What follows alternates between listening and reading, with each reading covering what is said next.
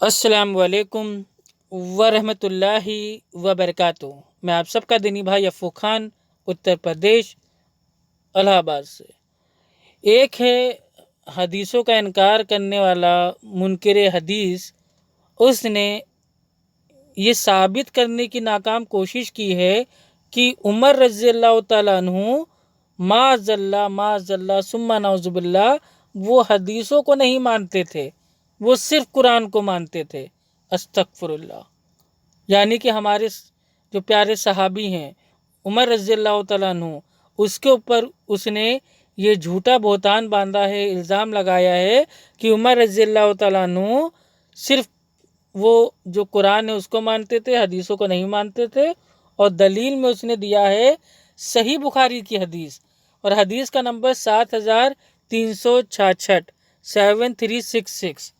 اور اس میں عمر رضی اللہ تعالیٰ عنہ جو حدیث اس میں ایک جگہ فرماتے ہیں کہ نہیں جو قرآن ہے وہ کافی ہے، تو اس جملے سے اس نے یہ باطل جو قیاس ہے اس نے کر دیا کہ دیکھو عمر رضی اللہ تعالیٰ عنہ وہ جو حدیث تھے ان کو نہیں مانتے تھے، تو گویا ہم بھی حدیث کو نہیں مانیں گے، ہمارے لیے صرف قرآن ہے اور قرآن ہی ہمارے لیے کافی ہے، ہمیں حدیثوں کی کوئی ضرورت نہیں ہے معاذ اللہ۔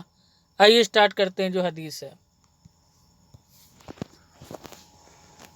حدثنا إبراهيم بن موسى أخبرنا هشام عن معمر عن الزهري عن عبيد الله بن عبد الله عن ابن عباس قال لما حضر النبي صلى الله عليه وسلم قال وفي البيت رجال فيهم عمر بن الخطاب قال هلم أكتب لكم كتابا لن تضلوا بعده قال عمر إن النبي صلى الله عليه وسلم غلبه الوجع وعندكم القرآن فحسبنا كتاب الله واختلف أهل البيت واختصموا فمنهم من يقول قربوا يكتب لكم رسول الله صلى الله عليه وسلم كتابا لن تضلوا بعده ومنهم من يقول ما قال عمر فلما أكثروا اللغط والاختلاف عند النبي صلى الله عليه وسلم قال قوموا عني قال عبيد الله فكان ابن عباس يقول إن الرزية كل الرزية ما حال بين رسول الله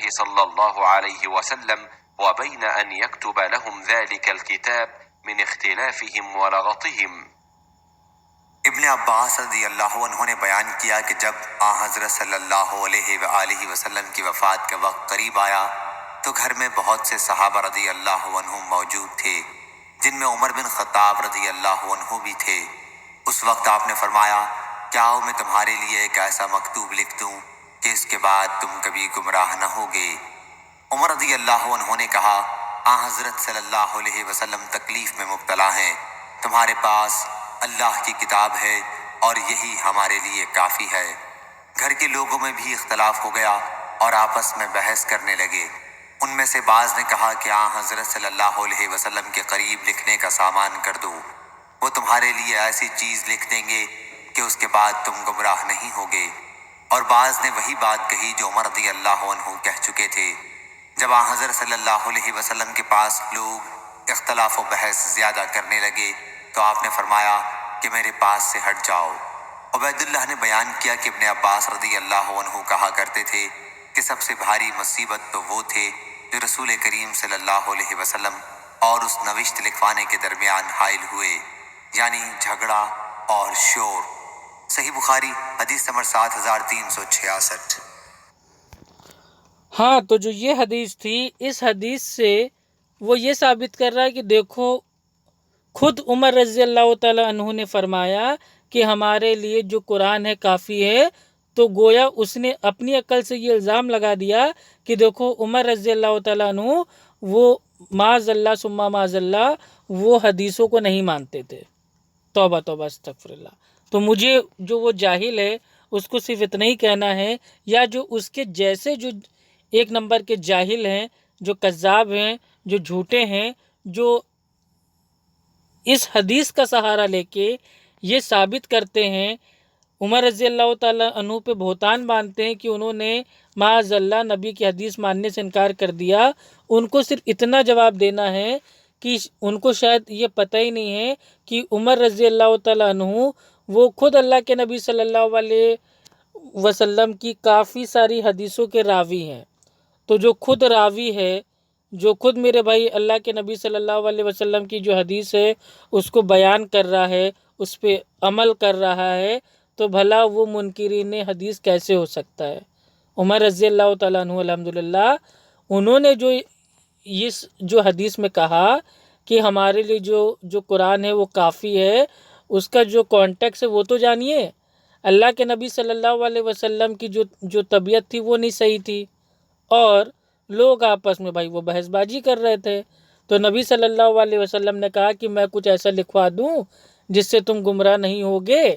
تو عمر رضی اللہ تعالیٰ عنہ نے دیکھا کہ نبی صلی اللہ علیہ وسلم کی جو طبیعت ہے وہ ناساز ہے، ہم کیوں اپنے پیارے نبی محمد صلی اللہ علیہ وسلم کو تکلیف دیں؟ تو عمر رضی اللہ تعالیٰ عنہ نے یہ ارشاد فرمایا کہ نہیں، ایسی کوئی بات نہیں ہے، ہمارے لیے جو قرآن ہے وہ کافی ہے۔ تو اس بات سے جو جاہل لوگ ہیں انہوں نے یہ بات کو عکس کر لیا کہ دیکھو عمر رضی اللہ تعالیٰ عنہ نے کہا ہمارے لیے جو قرآن ہے وہ کافی ہے، تو گویا معاذ اللہ انہوں نے حدیث کا انکار کر دیا۔ نہیں، کیونکہ نبی صلی اللہ علیہ وسلم نے بعد میں بتا دیا کہ جو تم کبھی گمراہ نہیں ہوگے تب تک جب تک کہ تم جو قرآن ہے اور جو حدیث ہے اس پہ عمل کرو گے۔ اللہ کے نبی صلی اللہ علیہ وسلم نے فرمایا میں تمہارے بیچ میں 2 چیزیں چھوڑ کے جا رہا ہوں، اللہ سبحانہ و تعالیٰ کی جو کتاب ہے قرآن، اور نبی صلی اللہ علیہ وسلم کی سنت یعنی کہ حدیث۔ ان کو مضبوطی سے پکڑ لینا، اگر تم نے ان کو مضبوطی سے پکڑ لیا تو کبھی گمراہ نہیں ہوگے۔ تو نبی صلی اللہ علیہ وسلم تو خود 2 چیزیں چھوڑ کے گئے، ایک اللہ سبحانہ و تعالیٰ کا کلام اور دوسرا اپنا فرمان یعنی کہ قرآن حدیث۔ تو عمر رضی اللہ تعالیٰ عنہ الحمدللہ دونوں پہ عمل کرتے تھے۔ تو اس حدیث سے یہ کہاں سے ثابت ہو رہا ہے کہ معاذ اللہ ثم معاذ اللہ عمر رضی اللہ تعالیٰ عنہ منکرین حدیث میں سے تھے، نعوذ باللہ۔ بہت غلط چیز ہے، مطلب جو حدیث ہے وہ پوری حدیث کو چھوڑ دو، ایک جملہ اٹھا لو کہ دیکھو عمر رضی اللہ تعالیٰ عنہ نے کہا ہمارے لیے قرآن کافی ہے۔